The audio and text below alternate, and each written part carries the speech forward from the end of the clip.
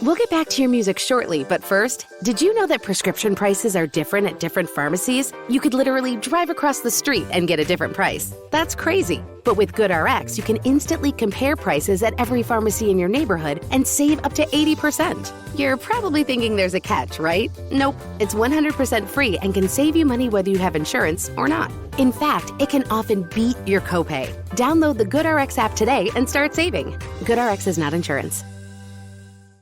This podcast is a member of the Voices of Wrestling Podcasting Network. Visit voicesofwrestling.com to hear the rest of our great podcasts, as well as show reviews, columns, opinions, and updates across the world of wrestling.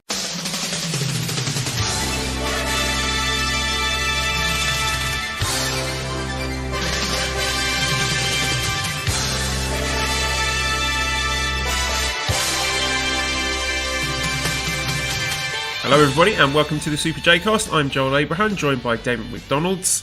Whilst we do want to wish everyone festive cheer, Merry Christmas, Happy New Year and all that, some sad news to start off with. Really awful coming from AEW. Terrible news about the passing of Brody Lee, which you can see, Damon, just by the outpouring of grief and tributes from everyone across the board, across all different promotions in Japan, in the States, everywhere else, that this was genuinely one of wrestling's good guys and was just universally loved by all and is going to be greatly missed. Yeah, I mean, the everything that I've seen online, I've never met him, but everything that you see, and just like you said, across multiple promotions, has been just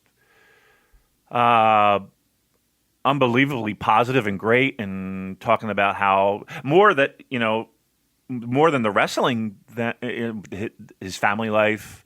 I didn't know he was a big Maple Leafs fan too. It was heartbreaking, and for all the times that we kind of like to turn the screws to AEW, I did watch that show last night, and it was just an outstanding, tear-jerking, heart-wrenching, yet wonderful, positive, loving tribute to the man. And they hit a home run with it, and I don't know how you do it any better. I don't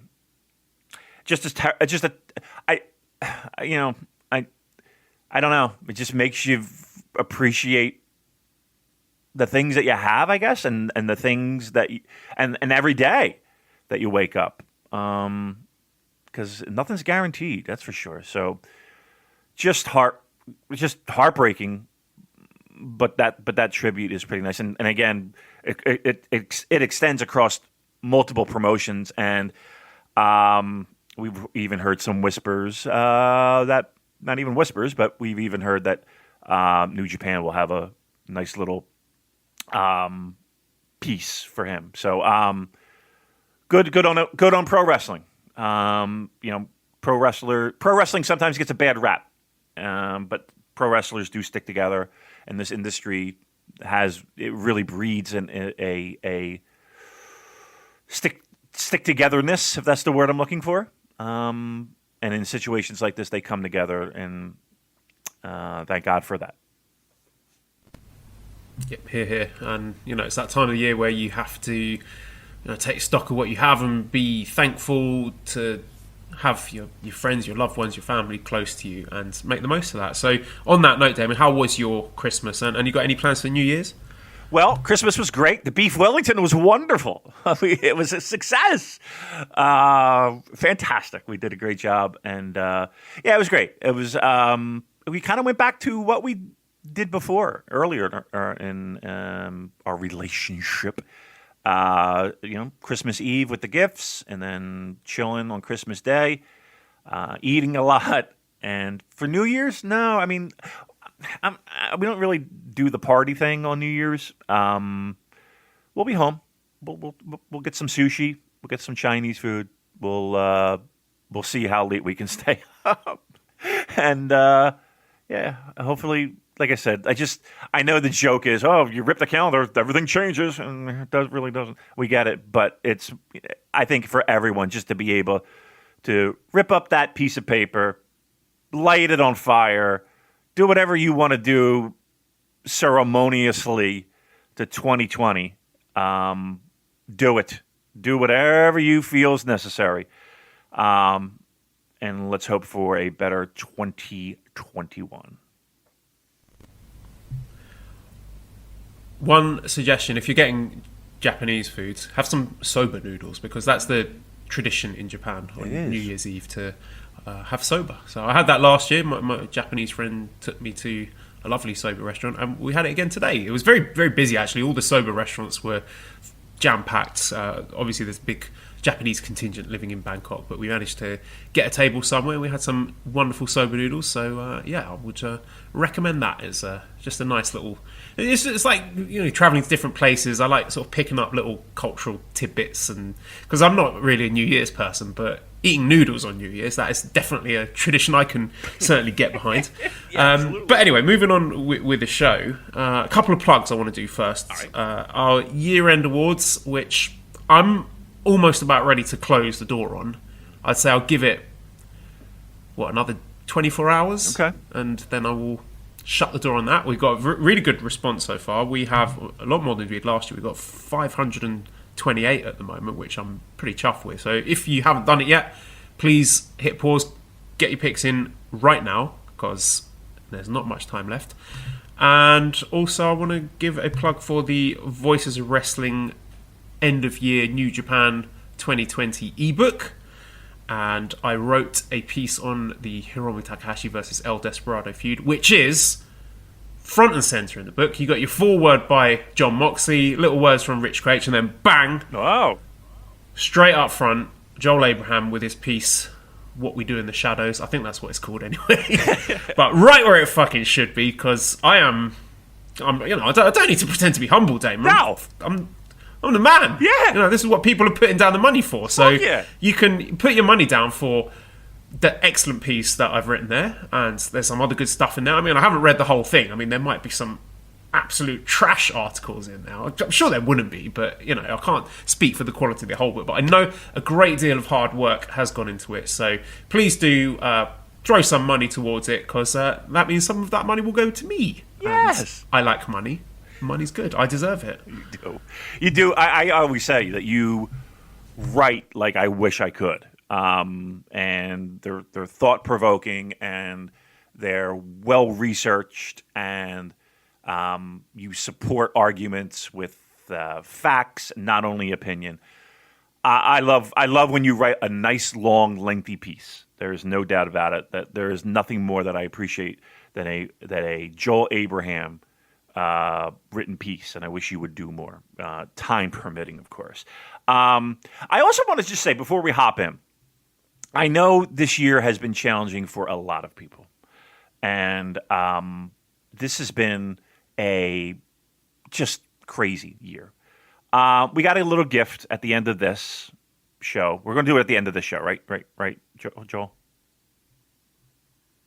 Yeah, because if we put it at the front, people are just going to turn off after the gift, just delete the episode, unsubscribe, and that'll be the end of it. Right. You're going to have to listen to us a little bit, you fuckers.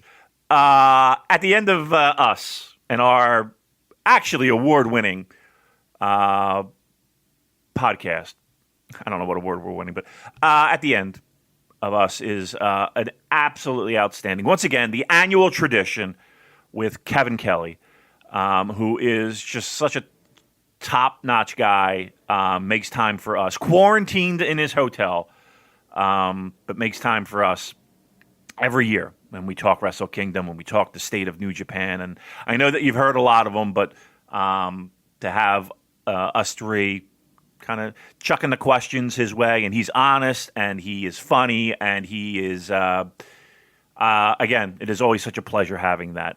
So there's a little gift from us to you, the listeners, and also I don't want to speak for Joel, but I think he feels the same. Thank you for sticking with us. Thank you for sticking around with us. And again, all of sports, if New Japan Pro Wrestling is included in that, it's been a weird year. It's been an odd year, and I know a lot of people use podcasts as kind of an escape from reality just for a couple minutes. And if we were able to help you in your New Japan fandom, that's awesome. But maybe even more so if we were maybe able to make you laugh for a second, have you enjoy 15 minutes of your day, an hour of your day, great, and hopefully we put a smile on your face, so and entertained you. So thank you for sticking around with us, and keep it coming in 21.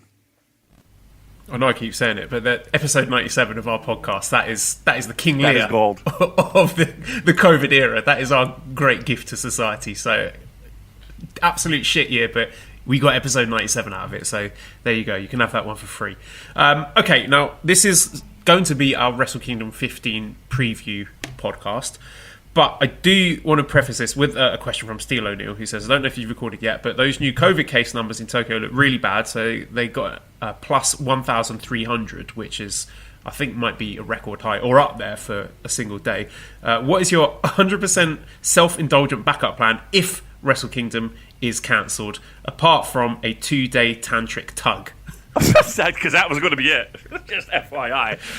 Why can't it be what's wrong with that? Right. I'm doing that anyway, just to be clear.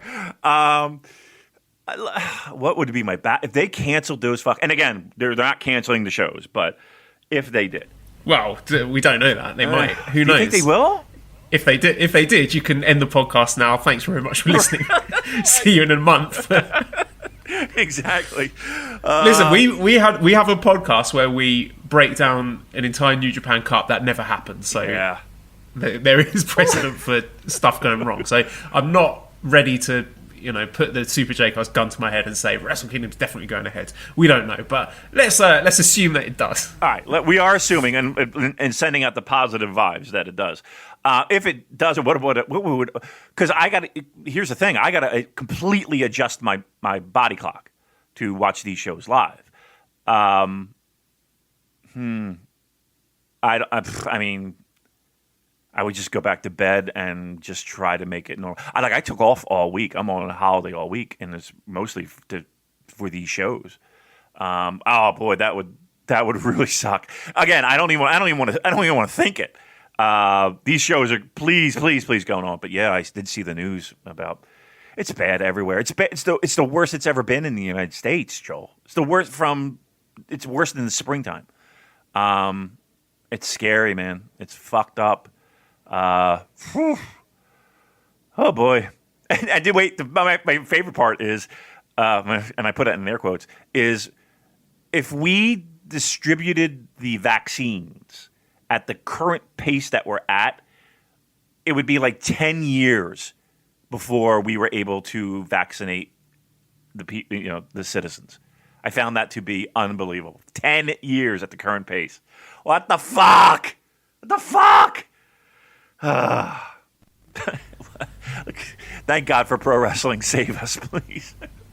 Yeah, let's move on to a happier question. Cola Blue says, big question is, what is your Wrestle Kingdom 15 snack/drink combo? I'll tell you what I got, something that my lovely wife bought me for Christmas. It is a Jelly Belly chili-flavoured jelly beans pack. So it's like 5 different types of chili, which is very on brand for me because I love Jelly Belly jelly beans. I like getting all the different flavours. I had a Jelly Belly advent calendar in the run-up to Christmas. And this one has 5 different types of chili. I'm trying to look it up, actually, so I can tell you exactly what chilies there are. The hottest one is, of course, my favourite, the Carolina Reaper. Ooh. So I don't know if we can have some sort of gimmick thing for that for the podcast. That would be good. The other ones are... I'm just trying to look it up now. I think it's important. The listeners need to know. Okay, so there's jalapeno, habanero, cayenne, sriracha, and Carolina Reaper. So I'm going to be munching on those and sipping some Iron Brew, which is a Scottish fruit-flavoured soft drink. So that's going to be my snack and drink of choice while I'm watching Wrestle Kingdom. How about you, Damon? Well, first of all, your butt's going to be on fire. That's for fucking sure. Afterward. My anus is made of pure steel. It's titanium? You have a battle titanium tested throughout the years, yes. It does not melt under pressure. Wow, it's like a steel drum. You can play fucking tunes. Yeah, it's like someone here at Ishii just no-sells it and pops up and screams. Rah! I have plenty of beer in the fridge, so I'm well stocked. Local breweries, have been well taken care of this holiday season. Let's just say that. I do have, of course, the monsters to keep me awake, and an 8-ball of cocaine. No. Well, snack-wise, that's a good question. I mean, we're kind of in this weird spot where we haven't done a lot of shopping for food, just to satisfy individual meals, right? So we don't have like a lot of shit in the house that I just walk in and snack on. I have a lot of leftovers. So I'm kind of open to suggestions. So if you want to fucking hit Joel on the Twitter box, or if you want to join our discussion, I'm sure we have a channel dedicated just to food. We do. I know we do. On our Discord. Give me suggestions of snacks for Wrestle Kingdom. Because it's a clean slate. I can go get, if I can get it in the States, I'll get it. And just as a spoiler alert, and you heard it, and it's recorded, and all of our listeners will hear it. Keven Kelly did promise me strong zeros. I'm still worried about my strong zeros because I didn't get a chance to drink most of the ones that Malibu got for me. So they're in my apartment, and I've started subletting it to one of my colleagues. They're gone. They're gone. And he's Japanese as well, Japanese American, so he knows how delicious they are. They're sweating fun on that one, Damon. Yeah, don't even worry about it. They're done. You're not going to see those. Okay, let's get into it then. Wrestle Kingdom 15 in the Tokyo Dome. Fingers crossed. So we're going to start off Monday, January 4th. So this is kicking off at 4 p.m. The opening match will be a New Japan Rambo.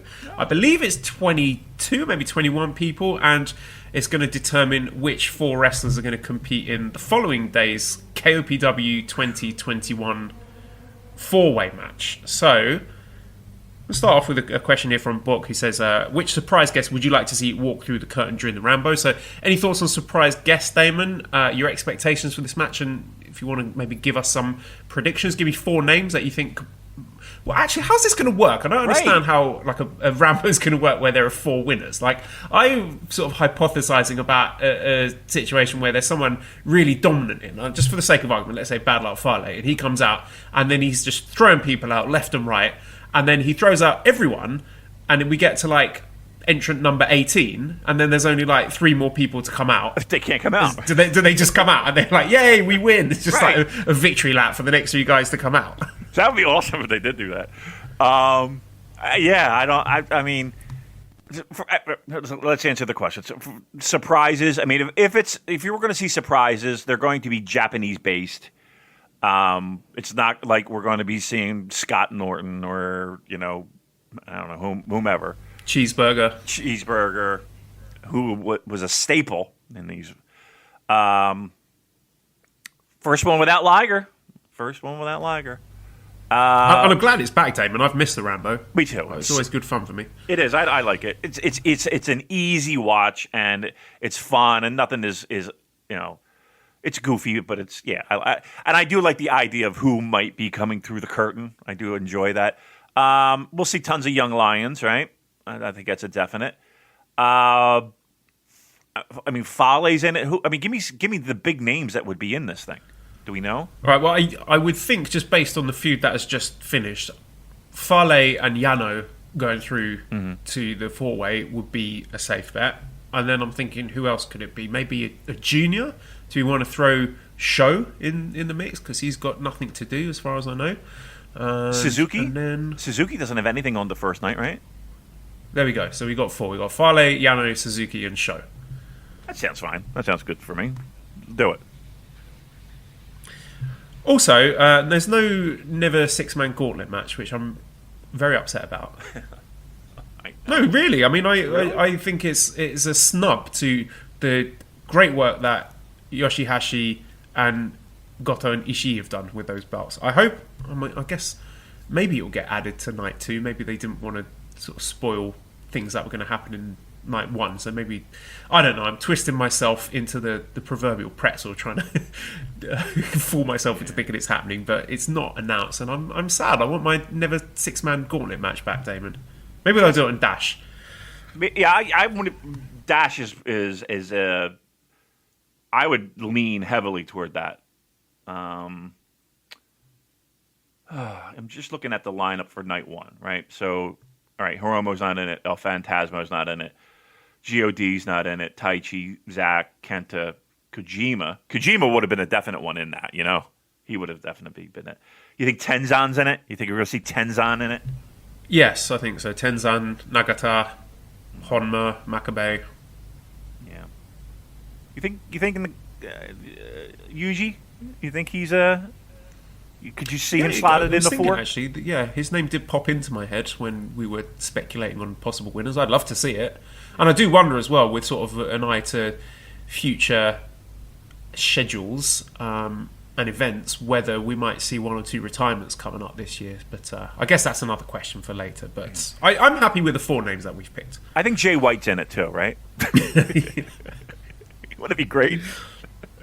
If he's got nothing to do, why not? Is Chase still in the States or in Japan? Chase Owens might be in this thing. He might, yeah. He might be a four. He might be one of the. He did real well. Remember the year before? Was it the year before? Yes, yeah. He eliminated a few people in, I think it was 2018, wasn't it? And he had the 5 count. Yeah. He was doing that gimmick. He might be in that. All right. So, listen. It's Bushi? Yeah. It's also confirmed Stardom matches not being broadcasted, right? That's a confirmed. I don't know. I haven't had confirmation on that. My understanding is that it's still owned by a rival TV station. Right. So, yeah, as far as I know, they will continue to be dark matches. So, and I've had a few people tweeting about that, saying like, "Oh, Bushi Road should be pushing the product," but it's not their decision. Right. It's something that is owned by. Let me find out exactly which company it was, because I want to get this right. Nippon TV. There you go. They own the broadcasting rights for Stardom.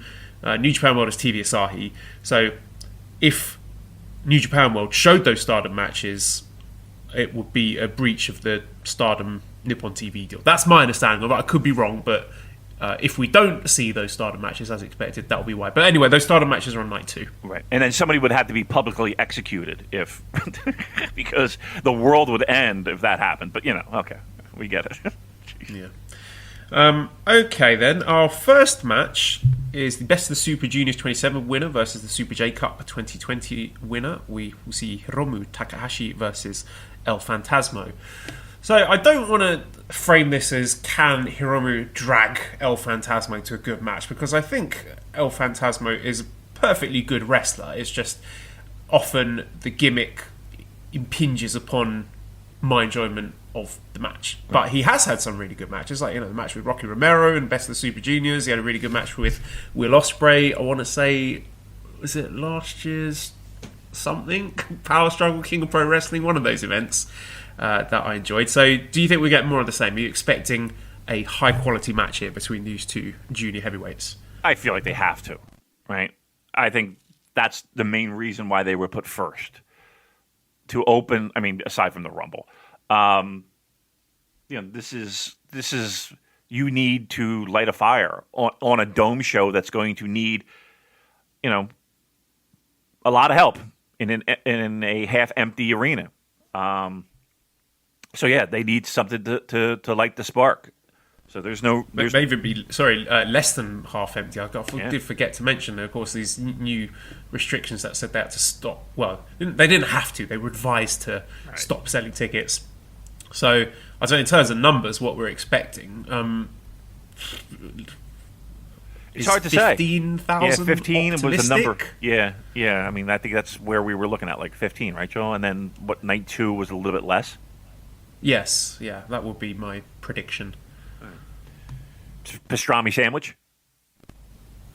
No, this is just me prognosticating based on last year's ticket sales. And I know that one element of it was they wanted to have the potential spike in sales from last Friday, where most workers got their paycheck, so they're expecting a bump in sales. And obviously they're losing the walk-ups, which is big, but you'd hope that with fans who are sitting on the fence knowing that the walk-ups weren't an option, that if they were going to be a walk-up fan, that they would realise the walk-up wasn't on the table, so they booked one in advance. But who knows? But I think 15,000 would be good. I don't want to say good, but anyway, back to ELP versus Hiromu. I think it'll be great. I really do. I think it'll be great. I mean, it's put there at first for a reason. I think Hiromu will do everything in his power to make this a spectacular opener, and I even think El Phantasmo, will too. So, while I know on paper, it's a huge spot for El Phantasmo, isn't it? Being in the opening singles match at Tokyo Dome at Wrestle Kingdom, that's a huge show of faith in him. Yeah, and here's this, that expectation. Don't think that locker room doesn't peek through the curtain or watch on the monitor to say, okay, what do I got to fucking match, or if I want to make a spot, or if I want to keep a job, or if I want to, Who's looking at that thinking that should be me? Why is that not me? Thinking people like Show or Robbie Eagles or even El Desperado thinking, well, why is this guy getting a spot? So a lot of pressure on Phantasmo. Yeah, a little bit. I would say a little bit. So putting them in that spot, I think that's a clear indicator of what New Japan is expecting. To me, to get a fuck finish or tons of interference or nonsense in the opening match, boy, I would be questioning that move. But I don't see that being the case. I see this just being a balls to the wall, crazy, fun, exciting match. And is there any doubt in your mind that Hiromu wins this? No, no chance of him losing. He's got to be on both nights, right? He's got to be on both nights. Okay, our second match then is the IWGP Heavyweight Tag Team Championship match between the champions, Dangerous Tekkers, Zack Sabre Jr. and Taichi, defending against the World Tag League winners, Gorillas of Destiny, Tangaloa and Tamatonga. I know I've spoken at length about this hard ceiling that I feel is on Gorillas of Destiny matches. I'm leaning more towards optimism here. I like the fact that these shows are 6 matches on the card. It's nice, it's tight, but it also, I feel, gives the matches room to breathe and room for the wrestlers to tell their stories. And Dangerous Tekkers have been so fantastic in 2020. I cannot imagine that they would accept anything less than a quality match here. So, and again, Gorillas of Destiny, they're in a similar situation where they should be feeling that their place in the roster is under threat, because we had what I thought was a really good World Tag League, and they should be looking over their shoulders at the likes of Finjuice or Sanada and Shingo or the Jeff Cobb and Great O'Khan team. People are coming for them, and they shouldn't be taking this for granted. So, and I don't want to be repeatedly fooling myself into hoping for great things from Gorillas of Destiny, but I'm going to lean on the side of optimism here and think that these teams are going to go out and have a very good match. And the dynamic's going to be interesting because, as we know, Suzuki-gun have traditionally been heels, but then you think Gorillas of Destiny's Bullet Club heelishness would trump that, and it's going to put Dangerous Tekkers as the de facto baby faces. So I'm really interested to see the dynamics in this match as well as the actual quality of it. In terms of who wins, I hope it's Dangerous Tekkers. I think there's plenty of interesting challenges for them. I think I'll be quite bummed out if Gorillas of Destiny win. You might be a little sad. I mean, Dangerous Tekkers have held on to that title for a long time. And it's GOD. And they have no problems. As much as we have teams that are breathing down their necks, these guys are positioned consistently by this company in a very high tag team spot. I would say that we're seeing a title change here too. Also, if we wanted to kind of push that narrative of a Bullet Club issue, we would be 0 for 2 so far with Bullet Club if GOD loses. Back-to-back losses. So I think that might play some factor in some of the booking that goes on. I'm leaning heavily. I think this is if I had, if I'm laying down some money, I think we see a tag title change here. Yeah, you do make a good argument there. Third match then, is the IWGP US Heavyweight Right to Challenge contract with yet another Bullet Club guy. We've got Kenta, the right holder, defending not against Juice Robinson or Jon Moxley, defending against Satoshi Kojima. So Juice Robinson is injured, is unable to take part in this match. His replacement is Kojima. So what is your feeling towards this change? Do you think it's an upgrade? Because I know people have been a little bit iffy on Juice Robinson since he came back and think that his ability to perform is somewhat limited by the clap crowds. I think there is some truth to that, but I always expect Juice Robinson on the big stage to try his best and put on a really good match. But there's something about Kenta versus Kojima which I find really exciting, Damon. Me too. What are your thoughts on it? Here's what you got. Here's if you're sinking your teeth into this match. Here's what you got. You have the opportunity that you didn't have with those other two names that you had mentioned, Moxley and Juice. You have a chance to see a old school Tokyo Dome singles match between two guys who have lived it. That's what you're sinking your teeth into, right? You got a guy who has been plopped into a singles match at the Dome in a building where he's had that spotlight shine very brightly on him, and this arguably will be his last singles match at a Tokyo Dome. You don't think he's going to have his working boots on? You don't think he's going to fucking do everything in his power to make this a great, hard-hitting, old-school, purist type of match? Oh, I think it's a definite. I don't think old school New Japan fans are going to be upset with this.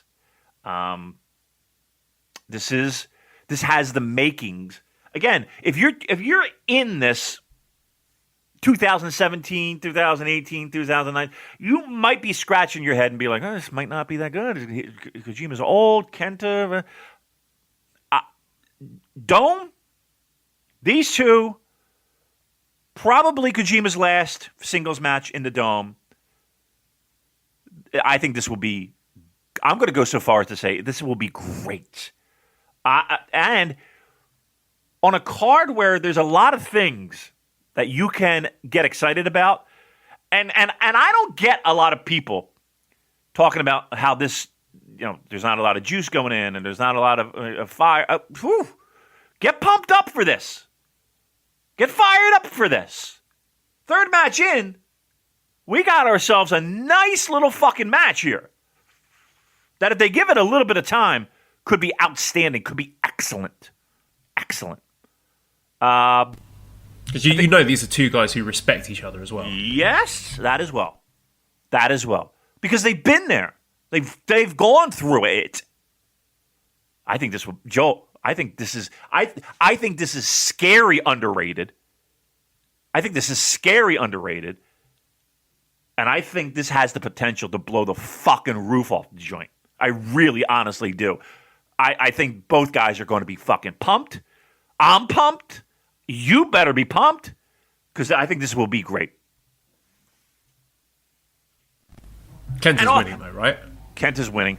And here's the thing. I don't give a fuck about the briefcase. I don't give two shits about the fucking briefcase. The briefcase, they don't even have to bring the fucking thing to the ring.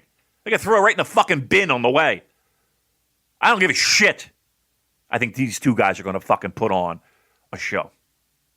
An old school, puro pro wrestling show. Also, we're officially saying no Jon Moxley appearing at Wrestle Kingdom, correct? Yeah, there's... I mean, if he's there, why would they do this? Yeah, if they were going to get him, they would be promoting the fuck out of it. So it wouldn't make any business sense if they had him that they wouldn't promote him. And just looking at little things, like the Christmas Day videos, him going for a hike with his missus. I'm fairly confident that he's not going to be in Japan. I'll tell you what, if he's there currently, sending videos over from Japan, you know what I mean? Like he opened the AEW. If he's there, Jon Moxley is, without question, the most dedicated pro wrestler I've ever laid my eyes on. Because that's saying something. But all indicators point to no. Fourth match, special singles match, Hiroshi Tanahashi versus Great-O-Khan. I can't fucking wait for this one, Damon. I'm so excited. I watched the little hype video that New Japan released where it's got footage of O-Khan yelling and bellowing out these threats to Tanahashi and destroying his knee with a chair as the sun's setting, and then it zooms in on his face, letting out that sort of primal howl. Man, that sent chills down my spine. I can't wait for this one. I just think that these two guys are going to have a great one. I mean, I think this is different to the Jay White match from 2018, where Jay White, it was a brand new character he was debuting there. The Switchblade Jay White character had never wrestled before, but this Great-O-Khan character has been around for, what was it, the summer of 2018 when it first appeared. So he is oozing confidence, O-Khan. I think he's really impressed me. He's developing his moveset more. We're seeing more of the sort of grappling, the sambo, the judo style from him. I love his promos. I love his fire and his intensity. And Tanahashi as well, a guy he must have either picked his opponent or at the very least greenlit it. So I think this one's going to be really good. I do too.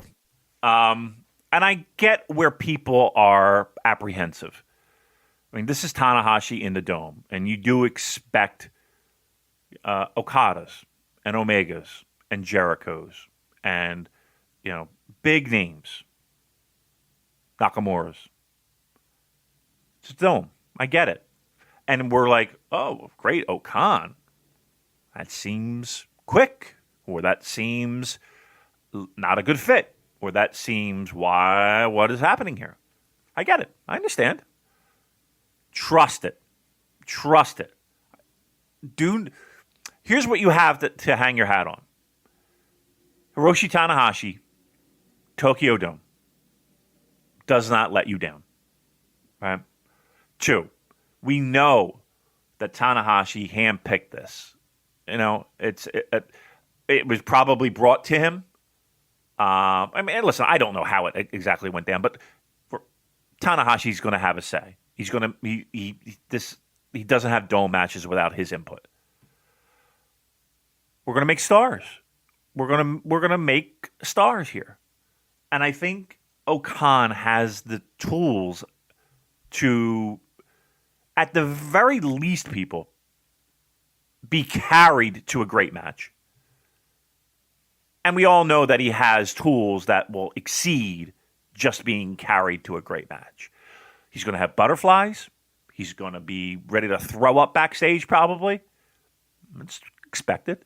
But he has a guy who can get him through the bumps in the road that are going to occur in his first singles match inside the Tokyo Dome. This will be great. How important do you think it is that O-Khan wins? Because I don't think it is. I think Tanahashi could beat him and he would be absolutely fine. But what are your thoughts on that? I think it'd be fine. I mean, it's not, I think it was Lanza that brought up this on Omakase, John Carroll's podcast. New Japan has no problem having guys, their first match in a big spotlight like this, take the pinfall as kind of like a learning process for that person. But on the other hand, you're looking at Tanahashi, who apparently has no problem putting over people and has no problem making stars. I think it could go either way. You could flip a coin, and I wouldn't be... Here's the thing. I wouldn't be upset with either of them. And I think that, to me, while I would think Tanahashi would get the win, I would not be upset if O-Khan did. And that's what makes the fucking match somewhat even more interesting, is that you really don't know who's going to win. You don't know where New Japan's head is right now. So that's what that makes it even more interesting to me. Yeah, I would love it personally if O-Khan just absolutely destroys him, obliterates his knee and get a stretcher job, and Tanahashi's on the shelf for a few weeks following Wrestle Kingdom, I think that would be equally good as well. But if it's a very competitive, close match and Tanahashi ends up using his skills and cunning and experience to get one over on this young, relatively inexperienced opponent, I'll be okay with that as well. And I don't even think this needs to be any sort of classic pro wrestling match. I just think it's just a great spot for both guys. If they go out there and have a really good match, then I'll be satisfied with that. All right, then fifth match is another special singles match. Kazuchika Okada versus Will Ospreay. So this will be Ospreay's first singles match since the big heel turn in New Japan. So some question marks over whether or not he's going to adapt his style. I mean, he's already changed the entrance music, which I think was a good choice. But some people are apprehensive, thinking, well, if Ospreay's a heel now, does that mean he's going to be doing cheating and interference? I hope not. My inkling is I don't think so, because it seems that they keep that for one faction doing that at any given time. So I think that is the Bullet Club are doing the cheating and the interference. So I don't expect it from Ospreay. I wouldn't rule it out completely, but these two wrestlers I think have got really good chemistry, a lot of history together. Of course, Okada being the person who brought Ospreay into the company after they had that famous match in Rev Pro. So my expectations are pretty high for this one. Oh, they're sky high for me.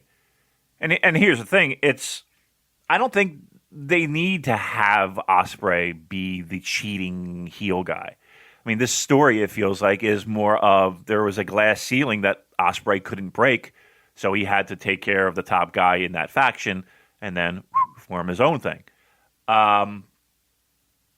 Can this be a feud? Sure. Can this be a hard-hitting match? Absolutely. But I feel like this is more of I'm better than you as opposed to you fucked me. Even though, he left the faction. Look at where this is placed. This is... Again, I don't know if this is the official match order. But yes, it is. This is the co-main event. Yeah. Okay, co-main event then. That's a spot. You know what I mean? That's a spot. We're going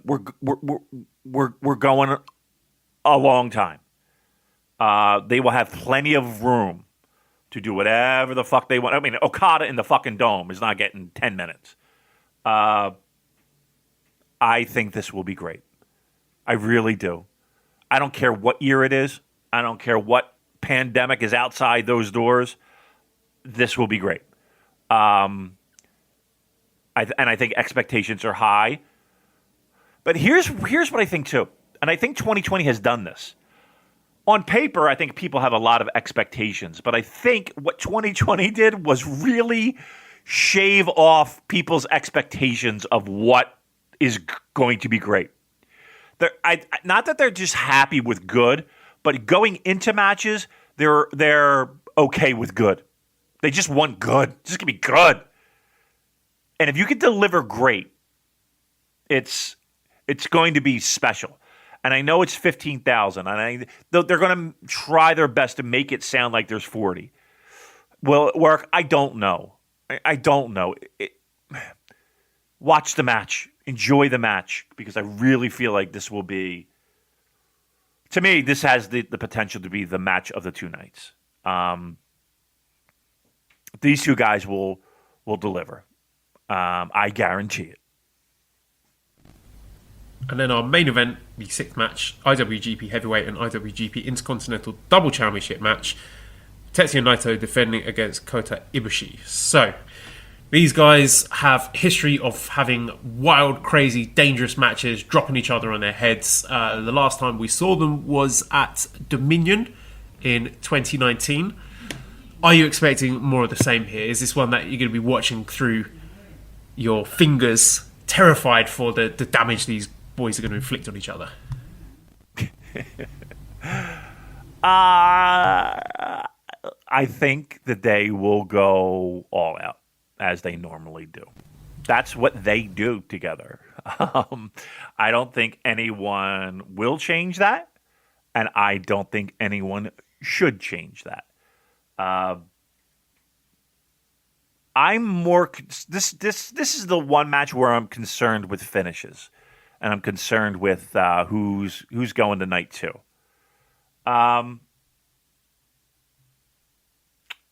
And I do feel that there is a little bit of mystery involved here.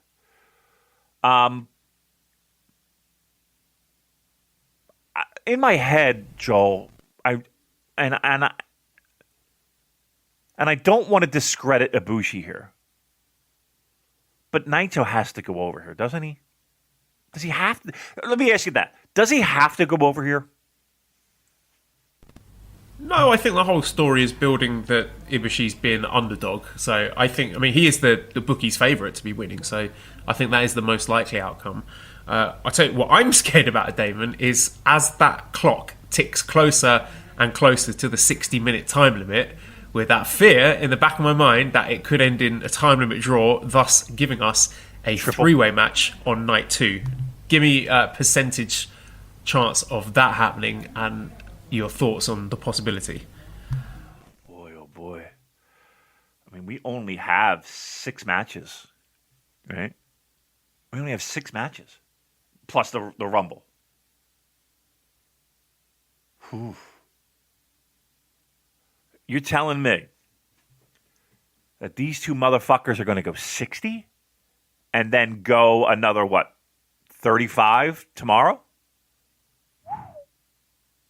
Wow. That's a lot. That's a big ask, isn't it?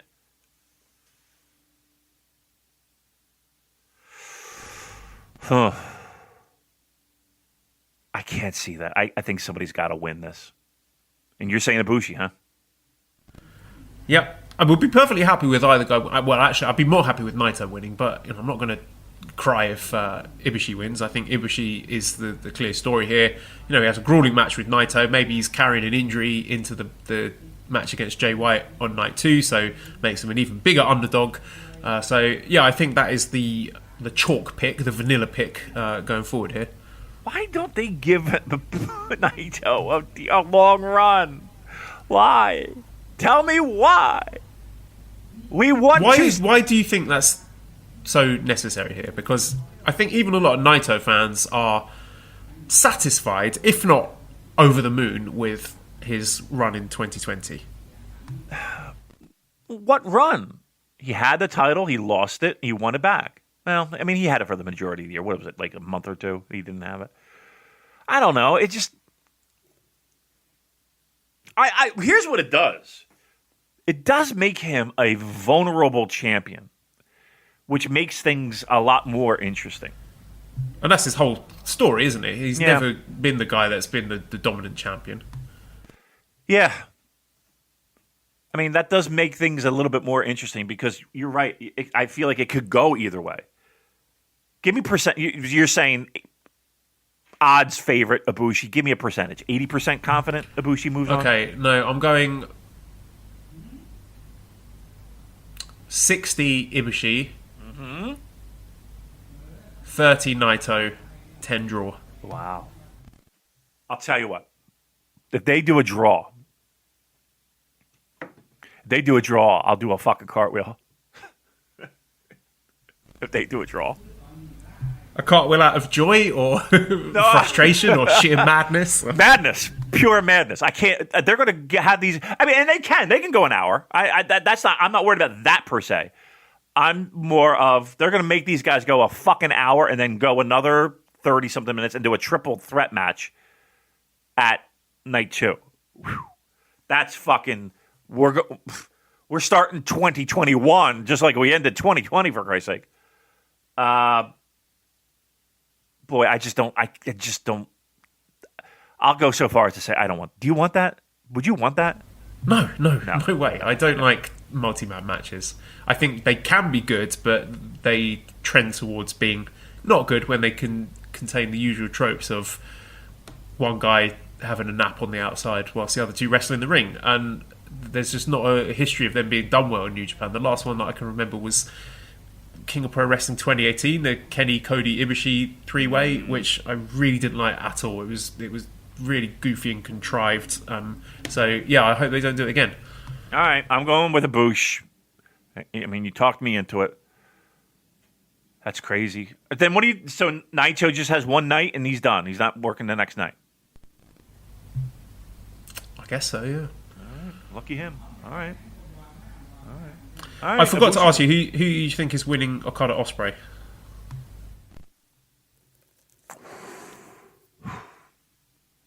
Okada.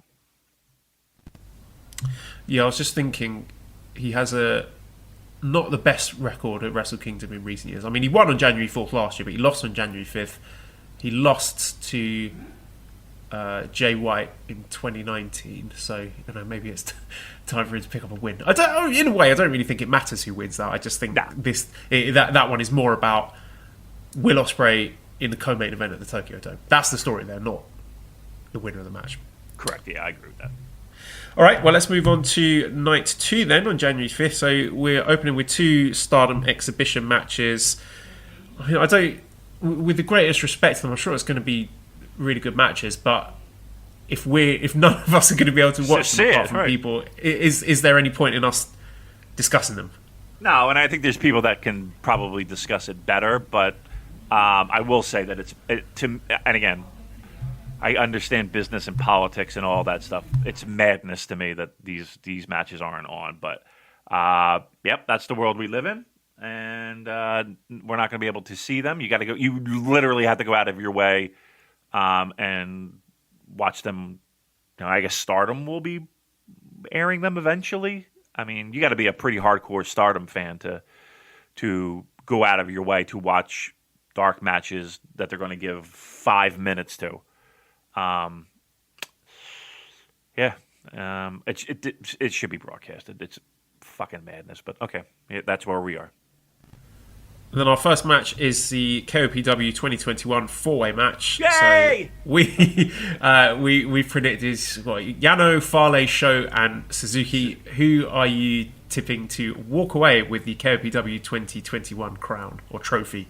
I'm okay with it being on Yano, just my 2 cents, because that lets you know exactly what it is. It's opening match, undercard silliness, shenanigans.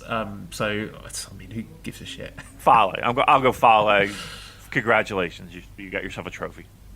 All right, second match is the IWGP Junior Heavyweight Tag Team Championship match with Kanemaru and Desperado defending against Master Huato and Ryusuke Taguchi. So, an interesting one. Big spot there for Wato. A big show of faith in him. I know it's only a tag match, but for a returning young lion, fair to say, hasn't covered himself in glory. The company are still behind him. He was pushed, I thought, fairly strongly in the Best of the Super Juniors, got some big wins, and now is in a big title match at Wrestle Kingdom. Do you think he tastes his first taste of IWGP Gold here? A lot of tastes. I do. I do. It is a decent spot, and New Japan does not give up easily on guys. They do have patience, probably more patience than we do here in the West. But yeah, I think opening of the show, give them the belts. Hopefully that means we'll see more Despy in a singles role, maybe challenging for a junior title. Be nice. And we can go from there. But yeah, I think to open the show, I think that's a nice way to pop the limited crowd, give them the titles, and Wato tastes gold. It's nice to see Kanemaru and Desperado get a big tag match at Wrestle Kingdom. I know they've been in a 3-way before, but I think it's good that they're getting the straight 2-on-2 match. And I'm sure they'll get all the time they need, and I'm expecting this one to be really good. That's the thing. Everybody's going to have all these matches are going to have lots of time to breathe. There's only 6 matches here. I mean, not including the dark matches. Each of these, this might be like, we might be done a Wrestle Kingdom in like 2.5 hours. It feels like, right? This isn't going to be the 4-hour marathon Wrestle Kingdoms, right? Yeah, if the other shows are anything to go by, like the Summer Struggle in Jingu, that was about 2.5 hours. Yeah. I mean, we might be, in bed before you know, back in bed before you know it. So, I think it'll give it if they give us time to breathe, it might be good. That might be good. Third match is the Never Openweight Championship match. Shingo Takagi defending against Jeff Cobb. Shingo had a really excellent 2020, but I think it is time to put the belt on Jeff Cobb. Let's give Empire a bit of shine, give them some gold. And I'm expecting Jeff Cobb to win this, and I think it's going to be a really good. I'm saying this about everything. The more I go through this card, I'm thinking these two shows should be excellent. Yeah. They really should be, because on paper, everything looks good. And Shingo versus Jeff Cobb on paper looks really good to me. So I'm expecting Shingo to do a lot of bumping for Jeff Cobb. You know, we talked about how Jeff Cobb is more enjoyable to watch with a more dynamic opponent who can fly around the ring for him. And I think Shingo, you know, might not be the person that jumps on the page to you as Shingo to be that guy, but he can be. He absolutely can be, and I think he will be in this match. So I'm expecting a very exciting contest between these guys and Jeff Cobb to win. Yeah, I think that's my pick to win. Look, you're looking at night 2. Aside from Ishimori and what we're assuming will be Hiromu, this match, you're hanging your hat on to deliver when it comes to Wrestle Kingdom match quality, right? I mean, this will be your beefy, hard-hitting, smack in the face, lots of chops, some clotheslines thrown in there. And some great near falls and all the fun stuff that we enjoy. I think a lot of people are looking at this match. Not to give away spoilers, but I know Keven Kelly's excited for this one. And rightfully so. Jeff Cobb's going to be excited. He's going to have his fucking working boots on. And Shingo's had an awesome year. Look, not that anybody gives a fuck, but Wrestle Kingdom starts the calendar year, man, and the wrestling calendar year for lots of people. It's the biggest show of the year. And it's people want to leave a mark and people want to leave an impression. I think these two guys are set to do that. And night 2, they might steal the fucking show. It's a good reward for both men for Shingo's year. Of course, he didn't get anything at Wrestle Kingdom last year, and Jeff Cobb, who we believe is newly signed, who's got a contract, put pen to paper with New Japan. I think good to see them both getting rewarded with a big singles match here. Okay, let's move on to the fourth match, special singles match between Evil and Sanada, which I know a lot of people are not excited about. But I want to open up with Andrew, who says, now that it's been proven that despite a minority of voices, Evil has achieved worldwide acclaim. So, of course, this is a reference to the fact that Evil is the top-selling merchandise with the global shop for New Japan, which I think is really impressive, considering we hear a lot of criticism. Obviously, something he's doing is resonating with the Western fan base, so people want to wear his merchandise at the very least. Okay, well, people also want to wear Van Halen T-shirts. You know what I mean? You know? The logo is really fucking cool.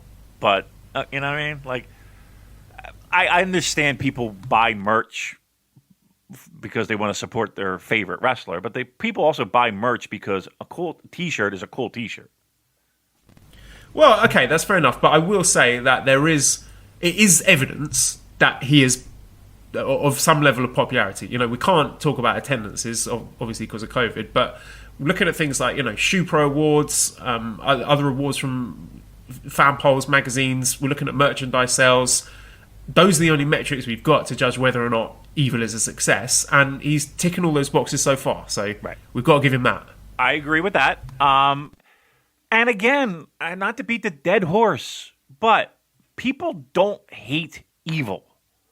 People, I think, unanimously would agree that he is a good worker. Is he great? Okay. Fucking jury's still out there. But a really good worker. People hate the way that he is booked. If Evil came out and destroyed people and turned into a fucking monster and didn't rely on sneaky bullshit, people wouldn't have half the issue with Evil. It's not Evil. It's the way he is booked. For Christ's sake. But even then, with all those the metrics that I've just mentioned, the way he's been booked is resonating with people. Right. Right. But for this match itself, then, is it a piss break for you? You know, really.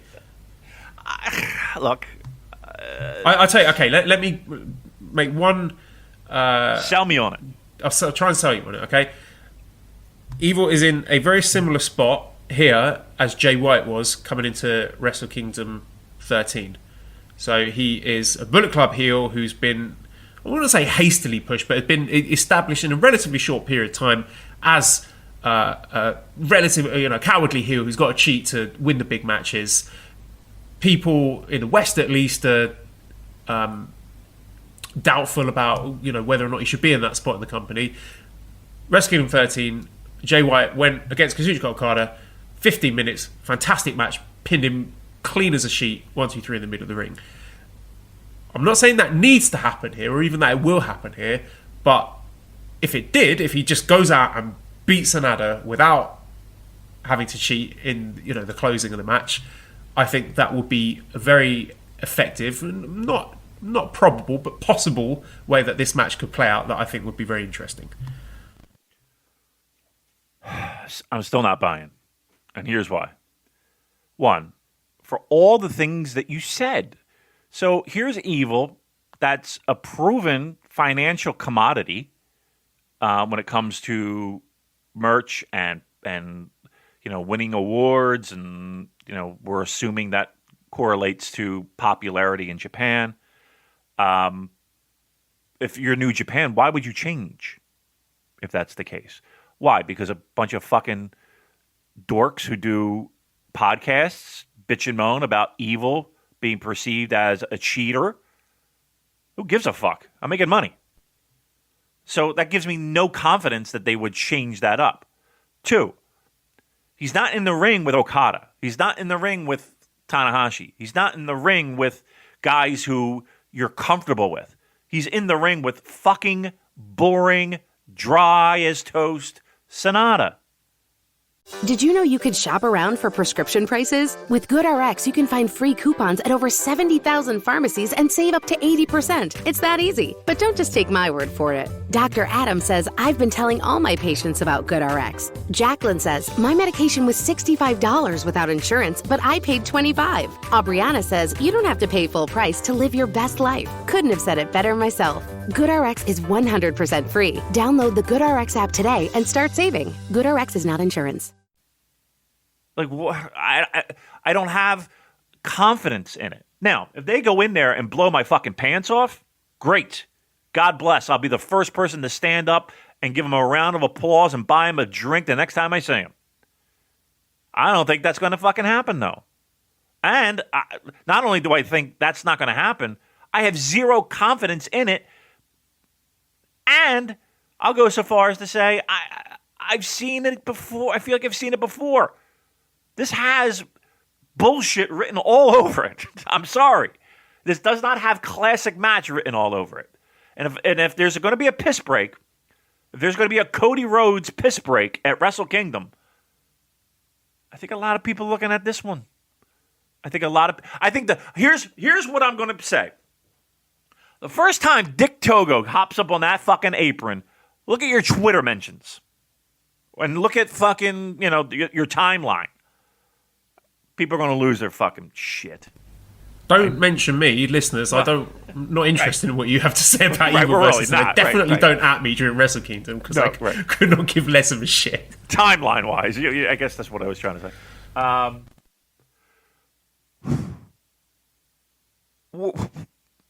And let's be truthful here. It's semi-main event. I mean, the junior heavyweight match is right after the main, but it's still high up there. I don't know. Unless this match was isn't the placement of this match weird for you? I think this is just one of those things that I've mentioned a million times, is the disconnect between foreign fans and domestic fans. I think for domestic fans, they are into both of these guys. They're into the feud, and this is a match that they are excited about and is in an appropriate spot on the card. But it's just one of those things that most Western fans that we hear from, at least, are not into. So, are you excited for it? I'm excited for what it could be. If it plays out exactly as you said, if it is the same as their match there in the G1 Climax, then no, that would not interest me. I think it needs to be better than that. Yeah. I'm encouraged from what I've seen from Sanada that he showed a bit more fire in the Road 2 was it the Road 2 shows?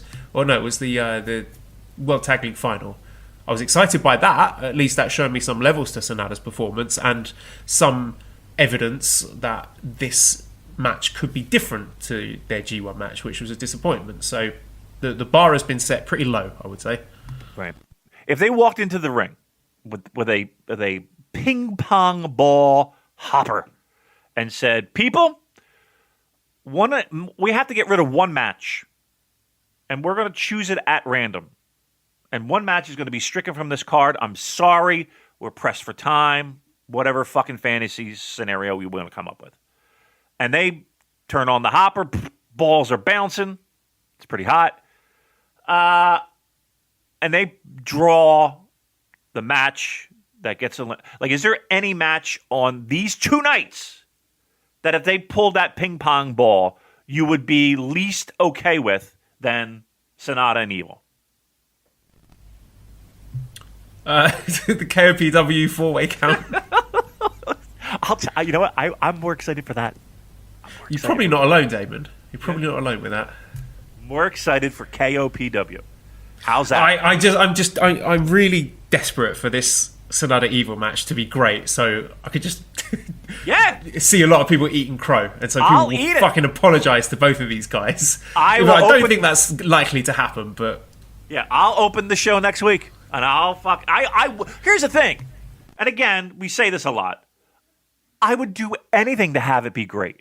I would fucking do anything. Why would I want to sit through something that's I don't really like? Why would anybody do that? I want it to be great. Be great. Be great. Please be great.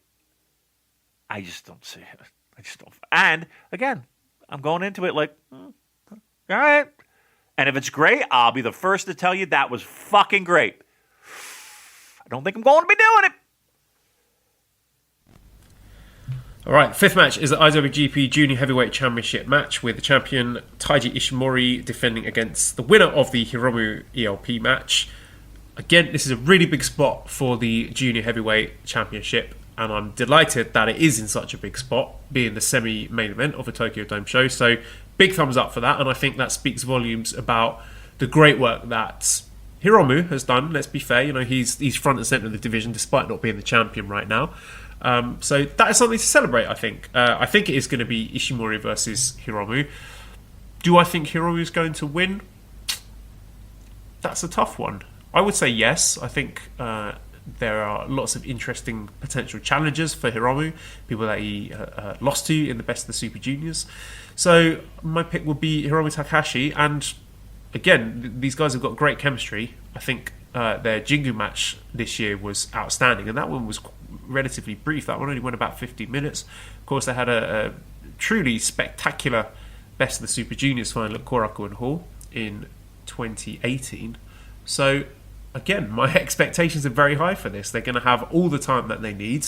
They've got great chemistry.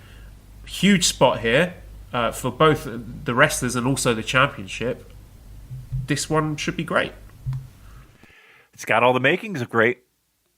It's got everything aligned to be great in a semi-main event. And you're right, a junior title, man. That's you need a guy that can carry that division to make that happen.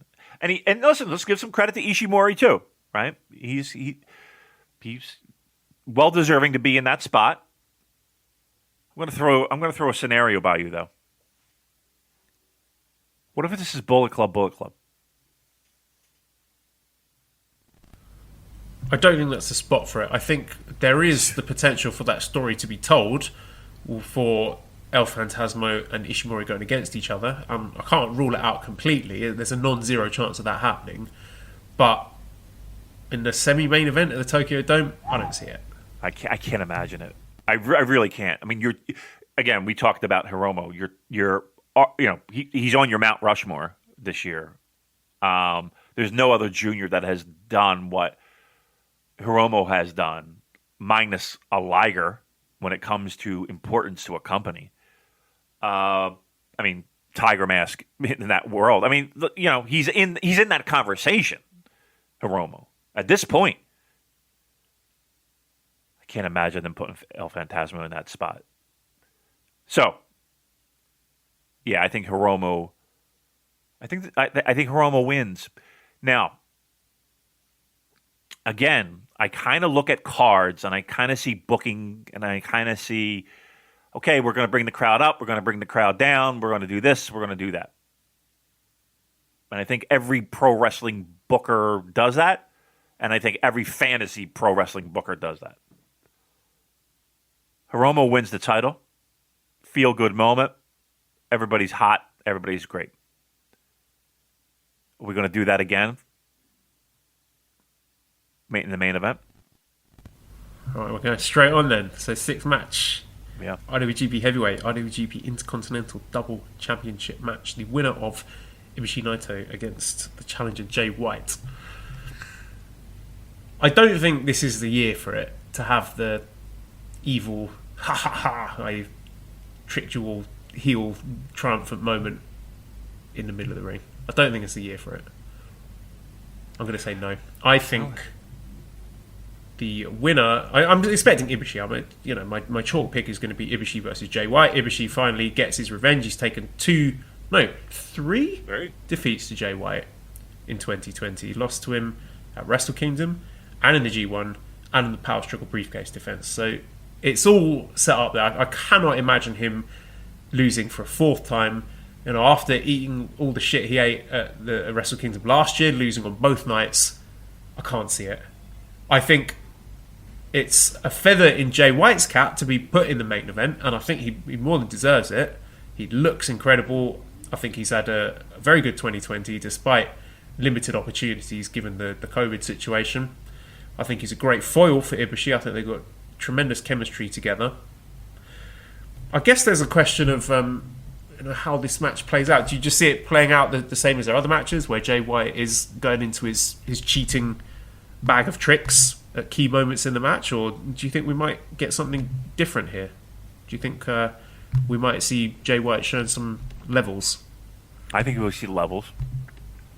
And I think we get a little taste of Jay White, maybe like little seeds that I think people will come back to be like, oh, remember that moment in that match at the Dome when we look at Jay White.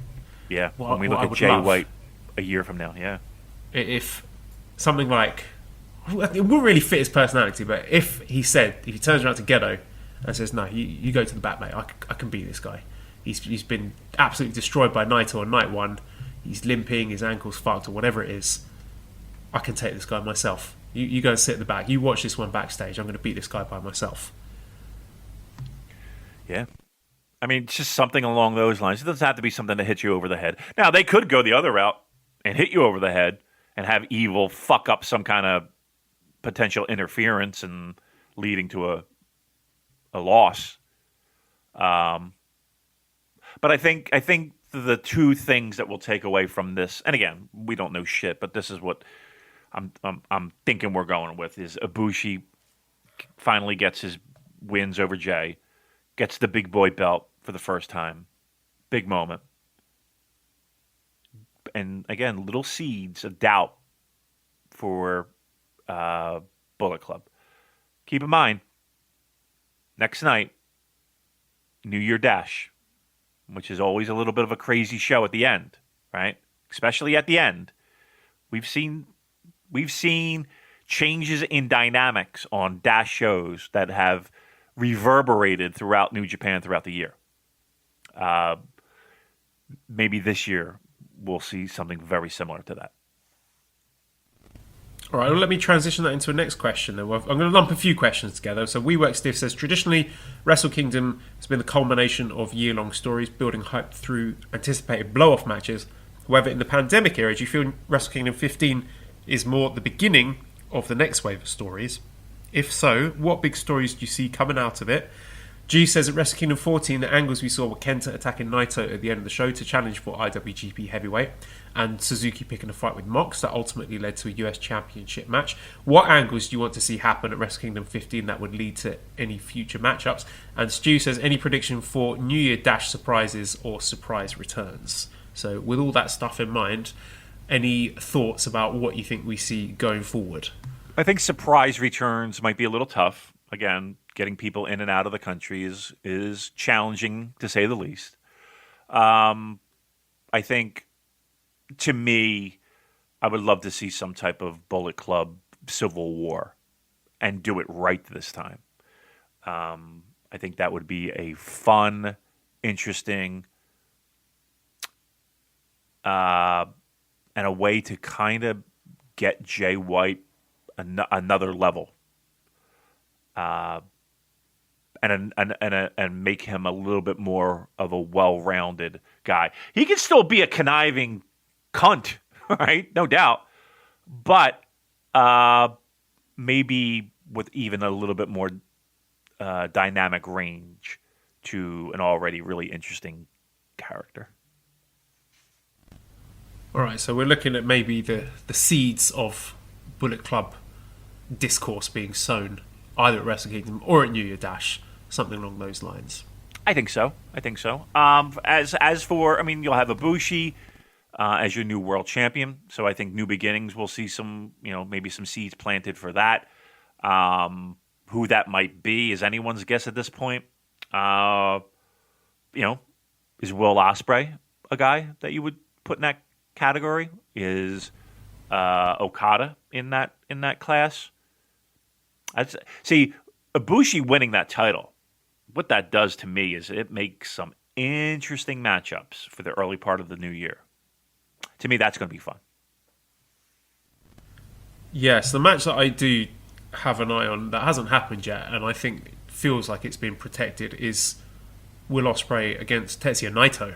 That's one we haven't seen before. So I wonder if that is something we're going to see at some point next year on a big stage.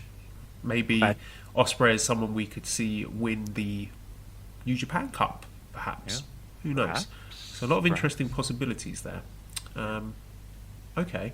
Alan says, obviously not being able to be at Wrestle Kingdom this year is a disappointment, but understandable. It's an experience those of us that have been will never forget. Of course, Alan is my buddy from the Smartcast podcast. We went to Wrestle Kingdom 12 together.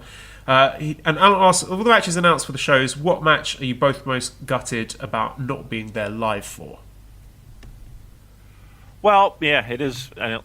This would be, you would probably be leaving or in the next day or two. I would be leaving either today or tomorrow, Yeah, New Year's Eve I was in Tokyo last year. Yeah. I mean, I was flying. Well, maybe it was New Year's Eve or New Year's Day. We were flying.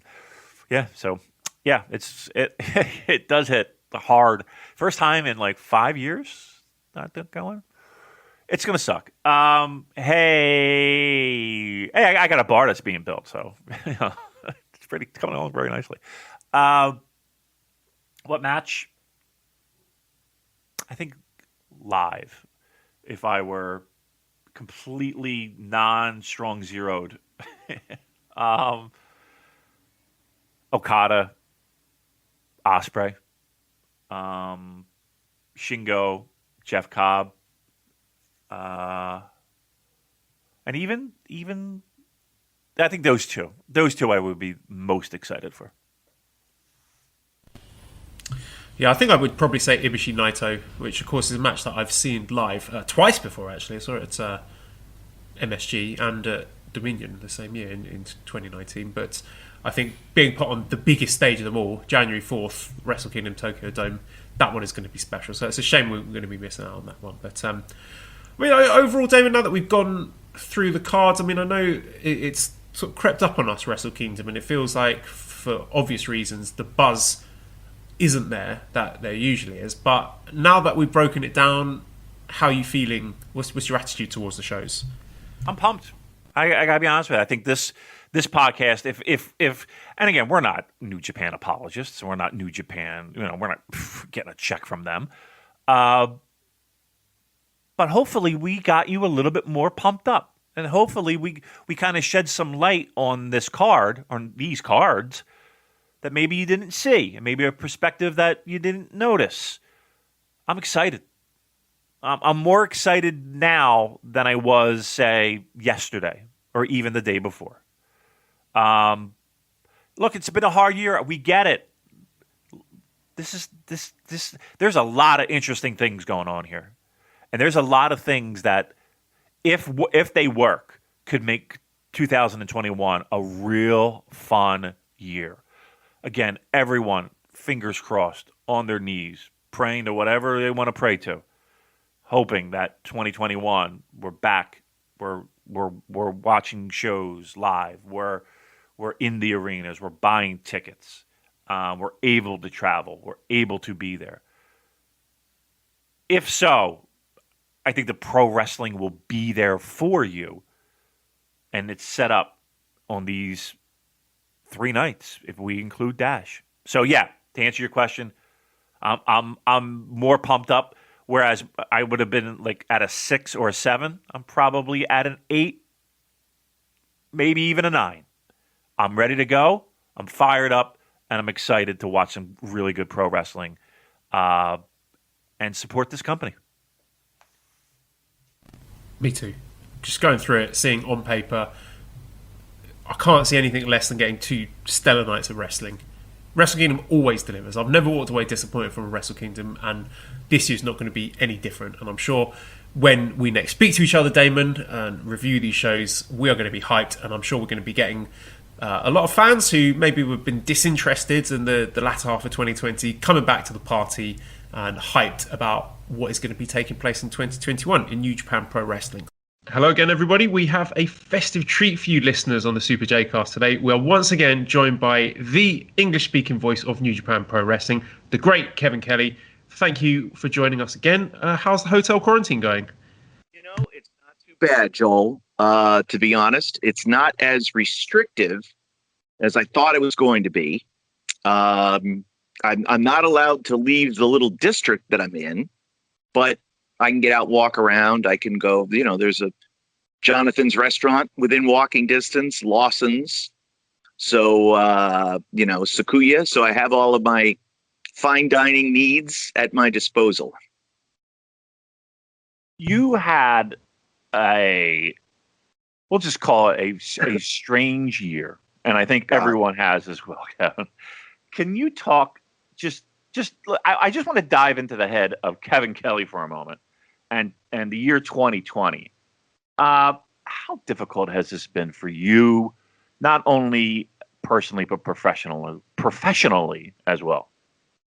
Well, it's funny. I was thinking about our conversation last year and the things that were planned and the things that I felt like were going to happen. And I'm like, our call this year here at the end of 2020, first of 2021, I have no idea what's going to happen. This year was going to be tough to begin with because it was different. We were going to be facing a year where the G1 was moving to the fall. And that was going to just wrinkle the sheet. And you don't quite know, okay, how's that going to work? And what's going to happen post G1 and the road to Wrestle Kingdom?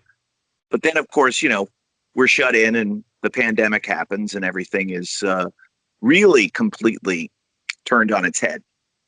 Professionally, at first, it was difficult because I was up my wife's ass and she wanted away and I couldn't go anywhere. And then we were struggling for content and we were trying to come up with ideas for content and ways to, enlighten the fans, entertain the fans, keep them engaged with no idea of when we were going to restart.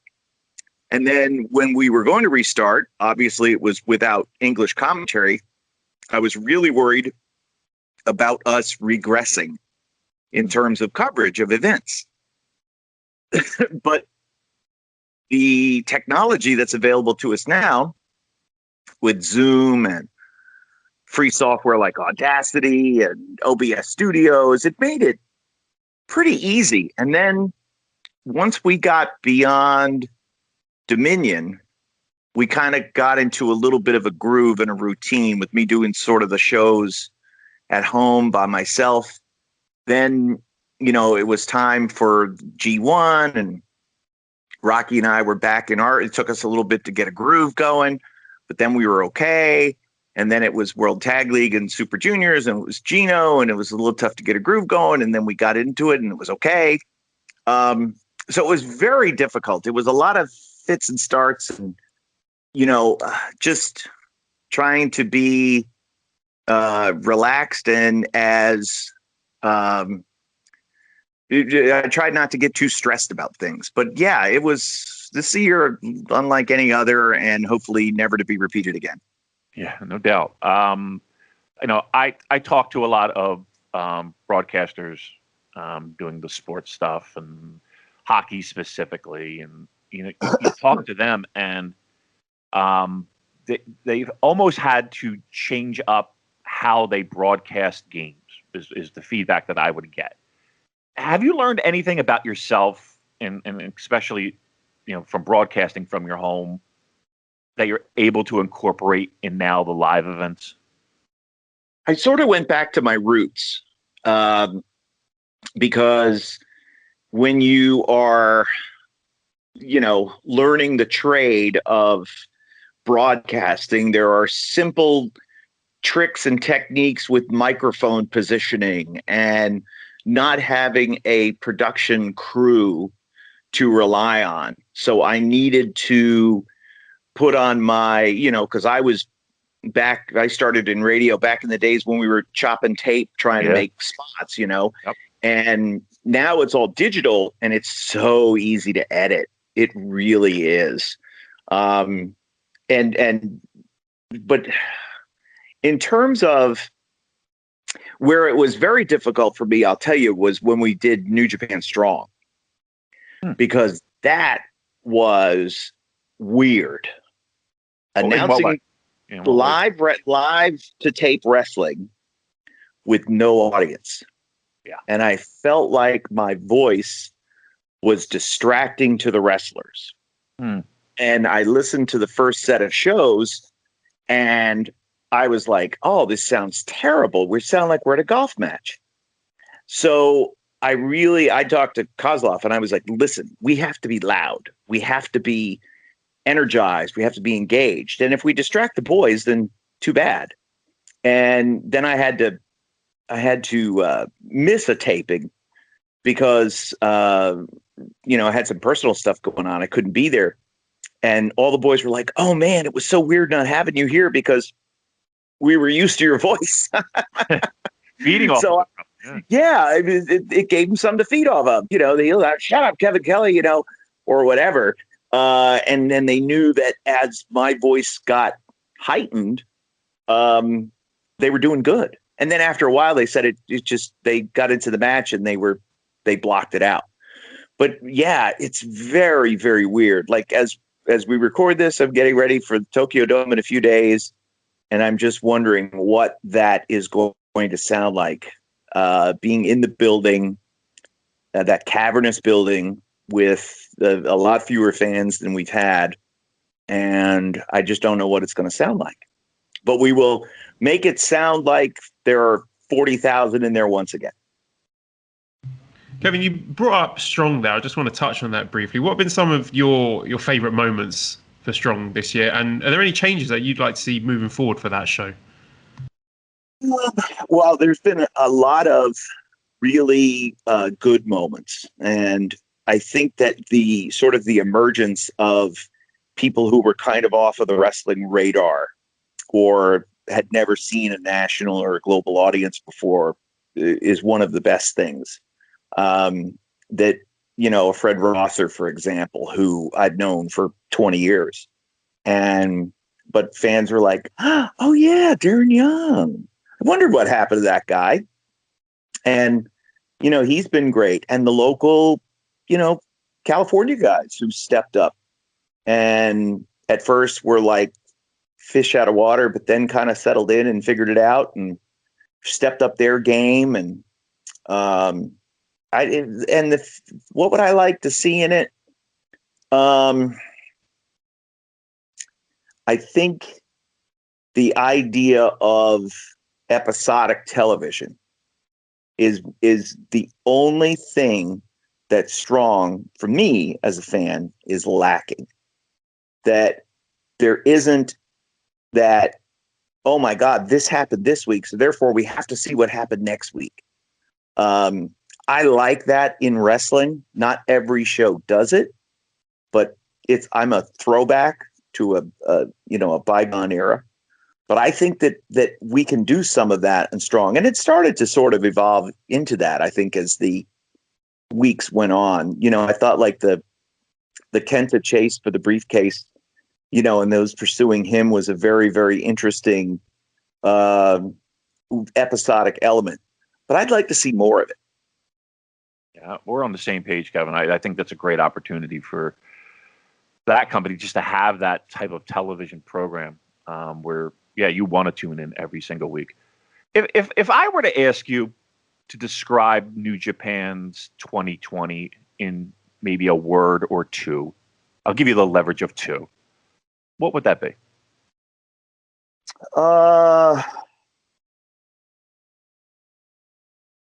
Wow. 2 words to describe New Japan in 2020. Everything unpredictable. There wasn't anything that felt the same. From the rise of Yoshihashi to the inclusion of junior heavyweights in the New Japan Cup to the physical decline of Tanahashi. There wasn't anything, and then the fans and not being able to make noise. It was an odd year. And really, making the best of a bad situation. I think they did very well. And I don't think that for example, like if we talk about the G1 for a moment, I felt like the lack of crowd and the lack of crowd intensity forced the guys to wrestle a little bit more, which to me made the tournament better because there was much more wrestling in it. And I felt like it set the stage for where we were at the end. If Naito could out wrestle his opponent, if they could somehow thwart Evil and Kenta from blatant interference, then he might advance to be the champion winning the thing for the first time in 20 years. And was anybody going to stop Jay White? Well, it turned out to be Ishii. And did we, get the winner that most fans wanted to see? Yeah, I think we did. But there was very little else that was predictable. Right. What would you say to a maybe not any type of fan, hardcore, a person who maybe just parachutes in for the big shows, to the people who may be a little bit, I don't know, disappointed? I don't know what the word I'm looking for is in 2020.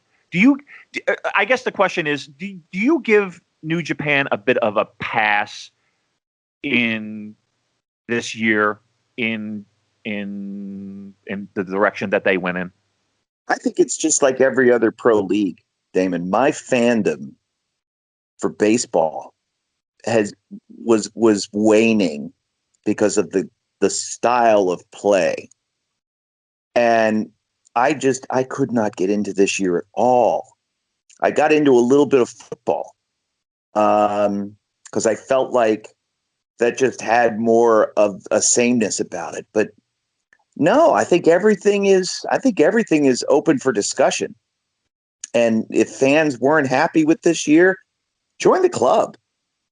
But it wasn't New Japan's fault. I think it was the circumstances. The fact that they were able to run shows was, because of cooperation with the government and having to follow directions from what they said, and the restrictions on fans making noise, but clapping and stomping their feet. Of course, they could do that, but it just, it affected everything, and it made it a less enjoyable watch than ever before. But I think it leaned on, the announcing more, because we had to tell more stories. I can't lay out for the crowd because the crowd isn't making any noise. Right. So I got to fill more content, especially if I was doing the shows by myself. And some of those shows, Cork and Hall, man, when there was, there's 500 people in the building and they're not making any noise. It's like, wow, I really get into story mode. But it kind of got me back to my roots. Like I was saying before, like I needed to describe who these guys were and why they're doing this. And young lions like Gabe Kidd, who got the opportunity to just stay in Japan. And because of it, he got to be in a New Japan Cup and compete the whole year. Whereas he would have been just stranded in England doing nothing. So there was a lot of those little neat stories. And Gino and I were able to get in and dig in on the slight of Ishimori never being in main events, even though he's the junior heavyweight champion. And Hiromu was dominating the main event scene because he's the biggest star, and who's more important. And it was a lot of that, it was story time with KK, which, I hope wasn't too bad for the fans. You mentioned Gabriel Kidd there, who is definitely someone who's made the most of their opportunities this year. Can you name any other wrestlers who you think have made the most of their 2020? Who do you think has thrived this year? Well, I mean, you can't say,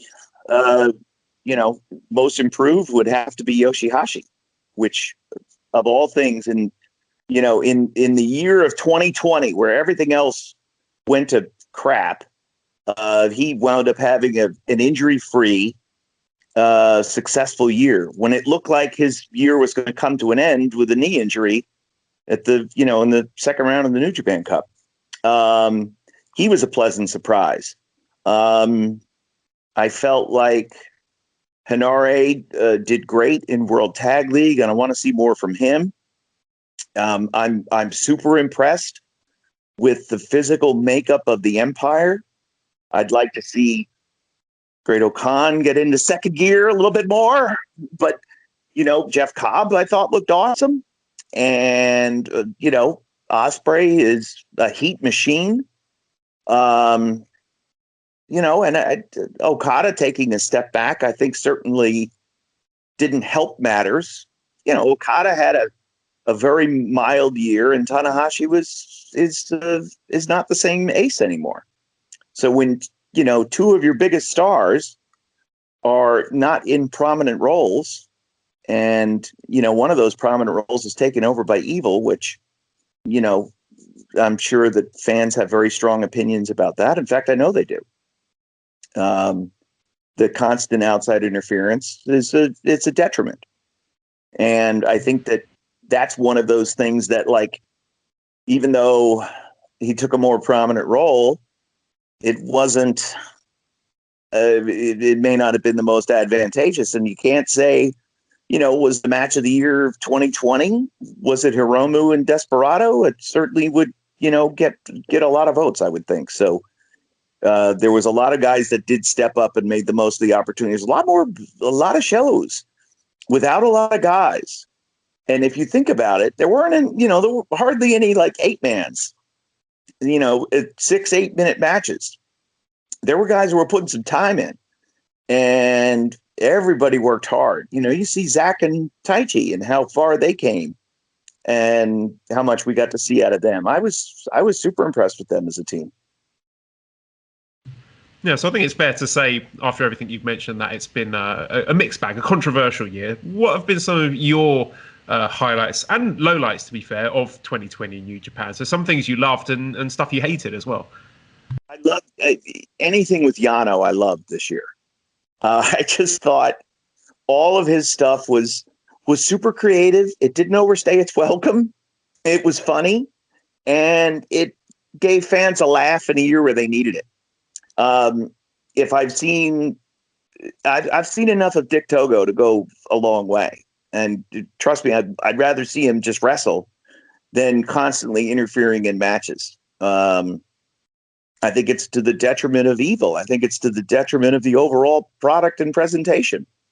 And the thought of him winning the G1, I was like, I can't even stomach it because it was just too much.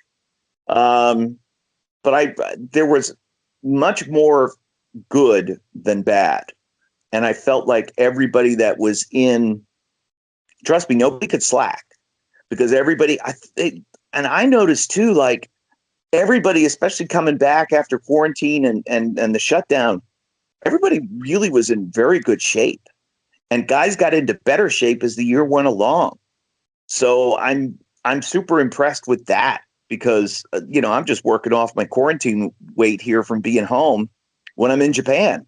I've already dropped a few pounds because I was realizing, geez, all I do all day is eat candy. I've got to stop.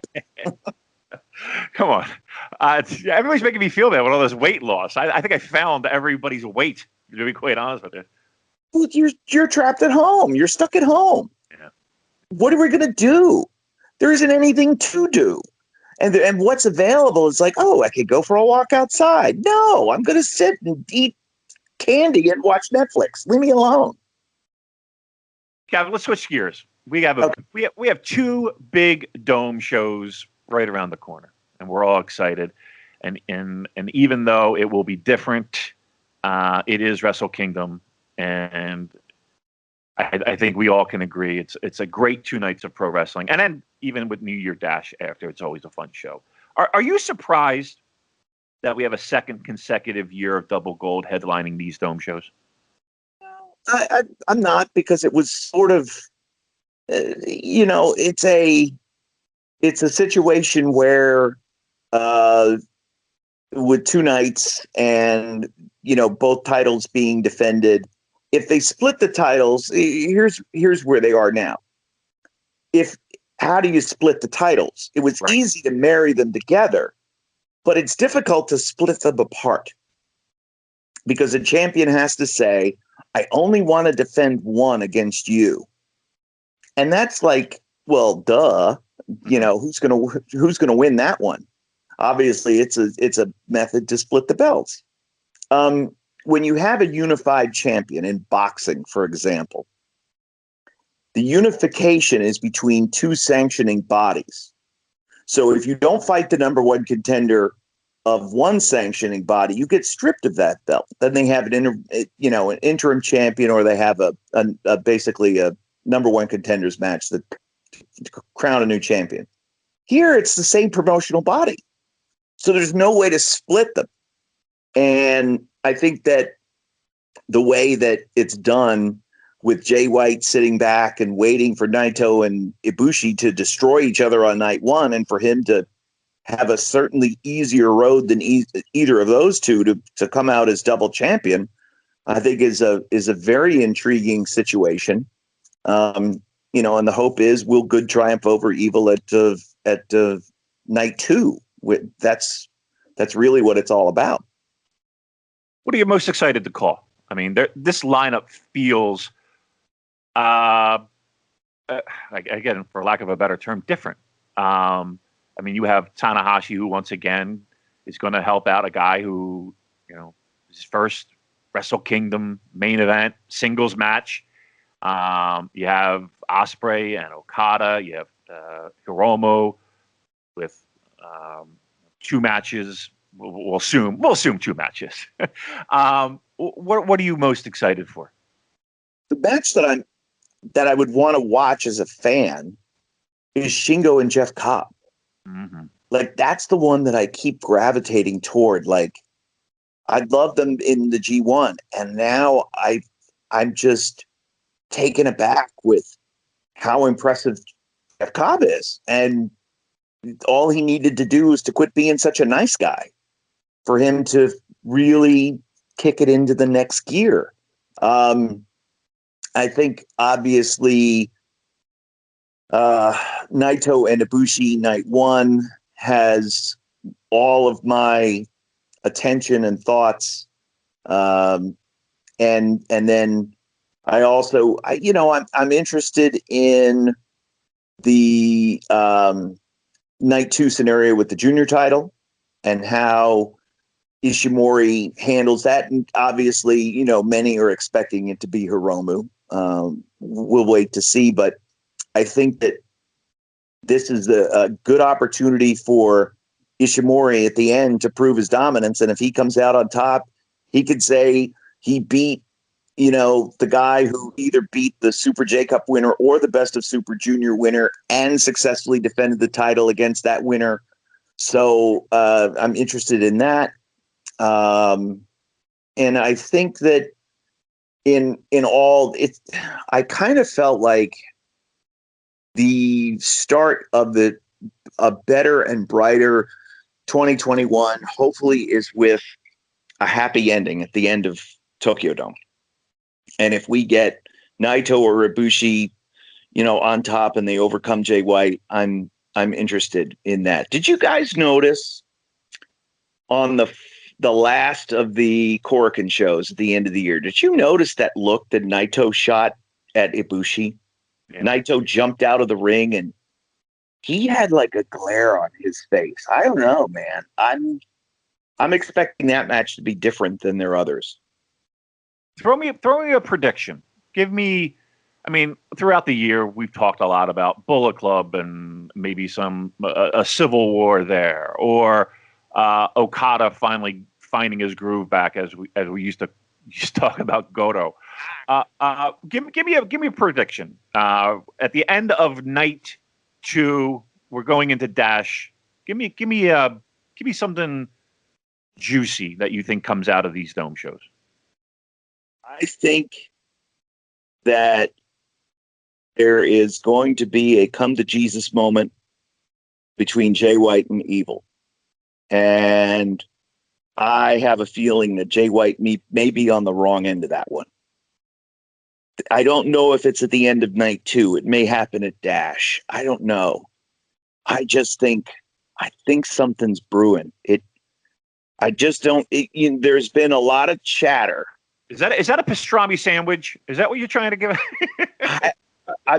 I'm giving you like just something that's in my gut, because like even Phantasmo, I did an interview with him that's hopefully going to be up on World in the coming days. And even he said something that was sort of like, he said, if it's him and Ishimori, he's going full out and he knows Ishimori will too, but he knows he's better than Ishimori. He's the star. He's not surprised that Hiromu got 7 main events because Ishimori isn't a star. Ishimori's a great wrestler and he's a physical freak, but he's not a star. Hiromu is a star. Phantasmo is a bigger star. And Phantasmo wants to take a more prominent role within Bullet Club. Okay. At the sacrifice of whom? What about All for One and One for All? And where does Evil stand in all of that?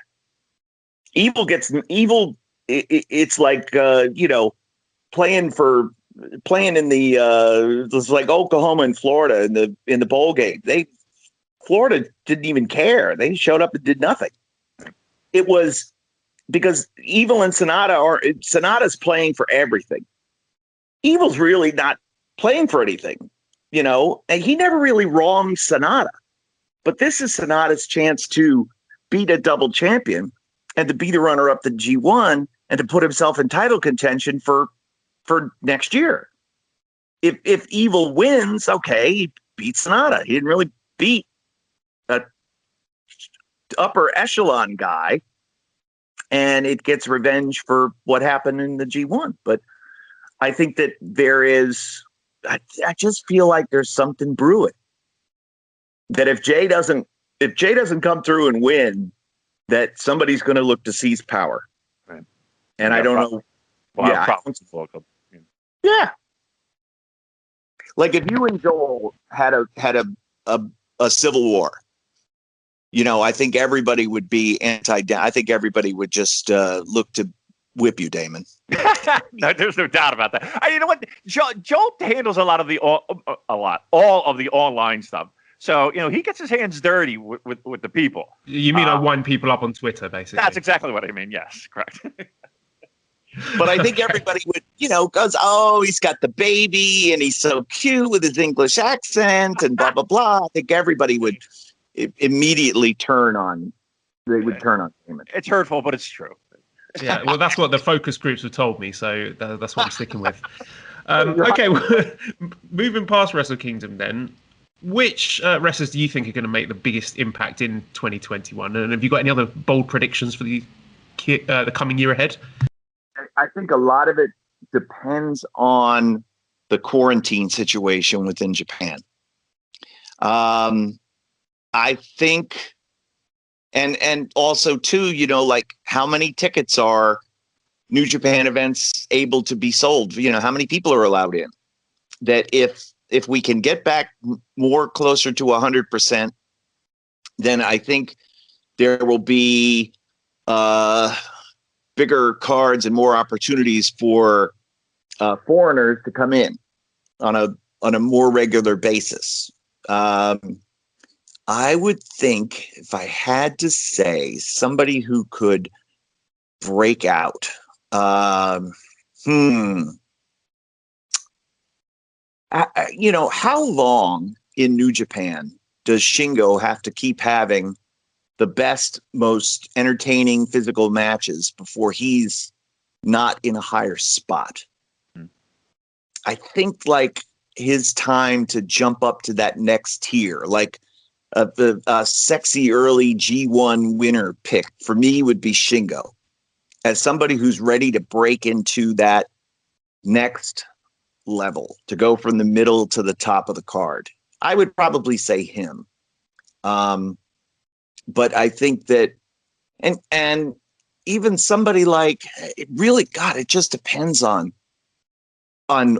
this whole quarantine situation, because you would say Phantasmo would be more of a standout within the junior division and certainly could do a lot more, but I'm not sure what the future holds with that.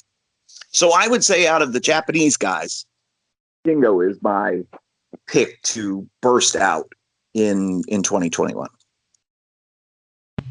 And talking about the promotion as a whole, Kevin, let's say you are handed control of the company. How do you think New Japan should be looking to improve, if they can, in 2021? Well, the first question I'm going to ask is, who can I bring into the country? And how often can I bring them in? And are they required to quarantine for 14 days beforehand? Not that that's a deal breaker on anything. It's just it's a big inconvenience to have guys shelter in place basically for 2 weeks and not be active, not be able to do anything. I would say I would not. Let's go this way. What a lot of people are talking about. Oh, should New Japan work with AEW or with Impact? I would say no, not at this time, because there's a lot of things that are unsettled, and I think that once we get clarity on all of the global situation, then we could probably move forward, maybe in the next year, maybe in 22 or beyond. We're also looking at another year coming up with the G1 move to the fall, because the Olympics is rescheduled. So therefore it will take place in August, and then that means the G1's in the fall again. Okay. So what are we going to do in the middle part of the year? How are we going to make it entertaining for the fans? And I would say let's and let's also too, depending on the situation in the US, let's bring some New Japan stars over for New Japan Strong and have some more star power on that, and incorporate highlights from the big events. One of the things that's missing from Strong is, hey, here are highlights of the most recently completed G1 Climax tournament. Here are, here's where we are in the standings of this Best of Super Junior tournament or whatever. Let's bring a little bit more of the intertwining of the two. And what else would I do? I've had the idea for a while that Milano and I should do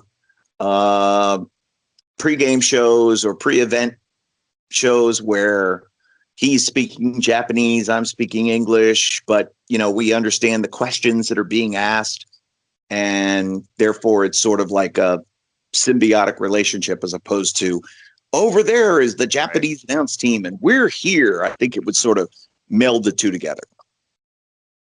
All right, we're going to put the Super J-Cast branded gun to your head. Do you think we'll have an MSG show in 2021? No.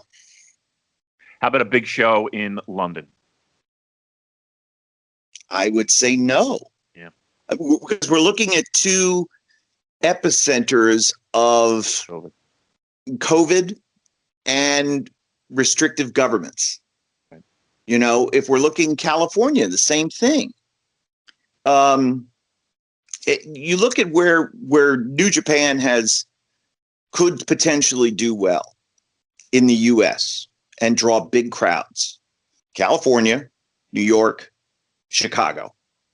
And all three of those states are very restrictive with sporting events and with attendance. And until that changes, I would say no. But if, again, if the case counts go down and whether it's through the vaccine or just the disease itself wanes, I'm not sure how, but however we can get there until we are in a situation where we can fill a building and everybody, doing it safely with fan confidence too, because it's not just, the government says it's okay. Now all of you are expected to buy tickets. People are going to be like, whoa, wait a minute. I'm not so sure about that. So I would say probably not this year, maybe 22. 22. Okay. Will you be bringing back any strong zeros for me that I will, yep. And yes or no, Kevin, we need an answer. Yeah. Well, yes. How about that? Oh, now we're talking. All right. This is the last one for me. And again, kind of from the radio background, we both share a very similar background. Talk to me about Chris and Gino and how, and again, maybe not things that a person watching or listening might easily pick up on, but how have they improved and how have you guys improved as a team on your broadcasts? Once we had a more defined role for both Chris and Gino / Rocky, then it worked better because Chris didn't feel like he needed to talk, and he also isn't. It's easier to navigate. So while I'm sitting at ringside, I'm also producing the commentary. Mm-hmm. And I'm bringing Chris in with a wave, or I'm putting the brakes on with the hand signal, stop, or speed it up, quick. Same with Rocky, same with Gino. And that they've improved a great deal because they have no ego and they listen very well. And they understand, because then I talk to them usually before the show. I go, okay, so you remember what we did last night? You remember what we did last time we were together? And try to button up that story at this juncture. Oh yeah, you're right. With Gino, it's be confident in yourself. Say it, because he's got a lot of good stuff. Mm-hmm. I'd rather him try jokes that fail than for him to go, I didn't want to say that. Oh, you should have. It was funny. It was a funny line. So I think that, plus I just love the mix of our voices. If you have three guys that all sound the same, it's terrible. But Gino's got that, who was the guy? I can't remember his name. He was also Australian. Michael, he did MMA. He did Lance? Not no.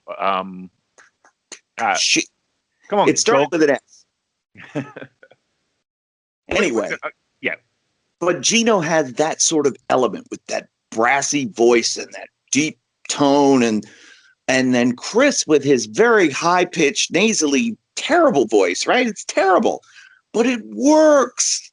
It works because he's supposed to sound like that. A guy that's spilling out that much knowledge shouldn't sound great. He shouldn't sound like a trained announcer because he's a historian. He's a writer.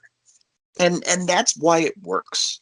So my voice different than Gino's different than Chris's is different than everybody's. And it just works. And when Rocky's in the mix, the more wrestling that we have, the more wrestling he can dissect and he can explain. I felt like this G1 was by far his best because we had so much wrestling and he's really getting into the holds and how they work and why they work. And oh my God, it was brilliant. So the strengths of the product work to the strengths of the team. And I'm just there to keep the boat in the water and to fill in the gaps and to pull in, Gino at the right time, pull in Chris at the right time, keep the boat going straight, call the false finishes, foreshadow, reset, call the finish. It's, that's how you do it. But there isn't a producer in our ear telling us to do that. It's me at ringside with hand signals. Well, we're very much looking forward to hearing the three of you back again on January 4th. So, Kevin, thank you once again for taking the time to chat with us. It's been wonderful as always. Is there anything you'd like to plug before we say goodbye? Well, I did have a very good, very Japanese dinner tonight featuring onigiri, takoyaki, and shrimp doria. So I was very excited about that. And in terms of plugs, I would like to invite everybody to follow me on Twitter at Real Keven Kelly, and we're going to give Brody Lee a shout out on the 4th, and we're kind of dedicating our broadcast of Wrestle Kingdom to him and to his family. I felt like the way AEW handled that was brilliant, and it's something that I know fans around the world it kind of took their breath away, and rightfully so. And we're all in this together. And this is, hopefully the start of a much, much better year for all of us. Kevin, absolute pleasure. We always love having you on. We look forward to it every year. Our listeners bombarded us with, is this happening? So I'm glad we were able to make it happen. It is always a joy and a pleasure. We wish you the best in 2020. Thank you. I'm going to be sad, by the way, not seeing you out front of the dome. I'm going to be very sad. I've already shed a tear once or twice. So let's put it that way. Yeah. So we'll miss you, but we'll be back better than ever. And again, first one's on me. All right. Happy New Year, everybody. Thank you. Thanks, Kev. Let's leave it there and do the plugs.